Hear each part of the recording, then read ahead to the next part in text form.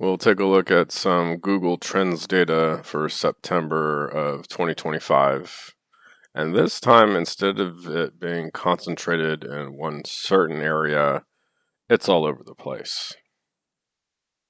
And these are just some screen captures I took from my phone. And the first one is from California. And I know that HYLN did a conference in that area this month. So that's why the eyeballs are looking in that direction. And it could be due to some other reason, but I only can pin events to kind of try to figure out what's going on. And those two kind of go together. The next one has appeared, it's like appeared multiple times and it appeared again. And this is Kansas City, not in Kansas, but in Missouri. And then I have to do some searching for data centers in this area. And it turns out that Meta is building a upcoming data center in Kansas City. Not in Kansas, but in Missouri. And they're building towards our next generation of AI optimized data centers, the first of which is set to open in 2026. So it could be related to this, but Meta is not the only big company within the Fortune 200 around. There's also Google. They're going to build a $1 billion data center in Kansas City, Missouri.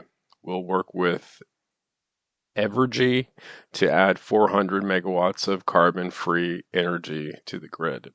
So this one has like a more environmentally friendly kind of tact to it, but I have a feeling that they're looking around for power. They can't find any, so they're looking for options, and I'm sure that someone is trying to get their attention and look at them. And I know they work with utility providers in that area, so it's probably like the utility provider and the city that's kind of looking at it, and that's why it's seems to be coming from Kansas City, Missouri, instead of the headquarters of those two companies. And the ones for Google, it has a name of this project. It's Project Mica. Port Casey, that must be the city, approved the funds and revenue bonds on Monday for Project Mica. The president and CEO, John Stevens, told Axios, that's this news company, 1 billion will go towards construction, with the remaining 9 billion backing internal systems and ongoing infrastructure upgrades. So really, it's a $10 billion project.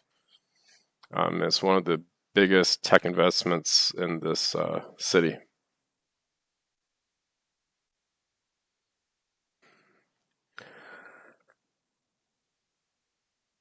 Boston, Massachusetts has also appeared. It's appeared multiple times, and I have a feeling this is linked to some of the original investors that are coordinating this effort.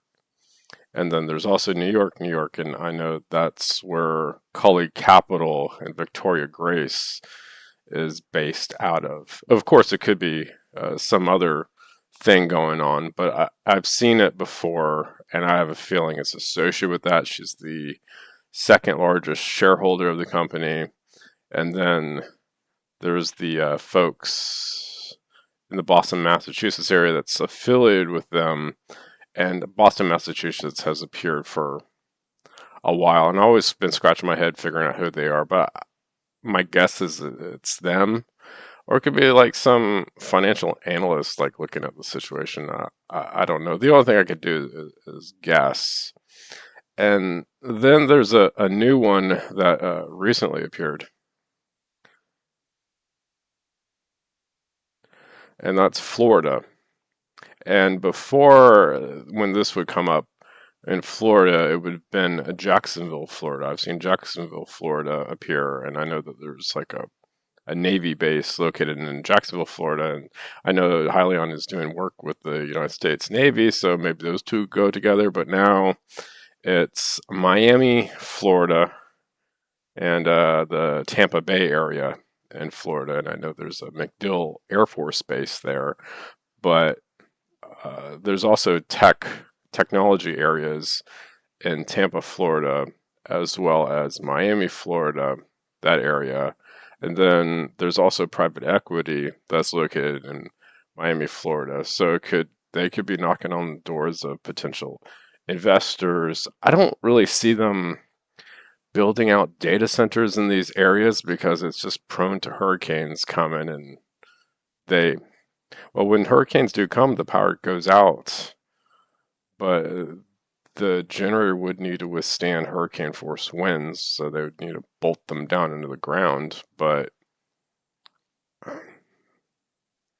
yeah, that this is a new thing. And then over time, when I looked at it this weekend, Tampa wasn't as prevalent as Miami, so it looks like it's leaning more towards Miami. But that's it for looking at Google Trends data. It's more scattered everywhere and not like focused like it was on in the Tennessee area for a couple months or in Arizona for a couple months. It's just now everywhere at this point.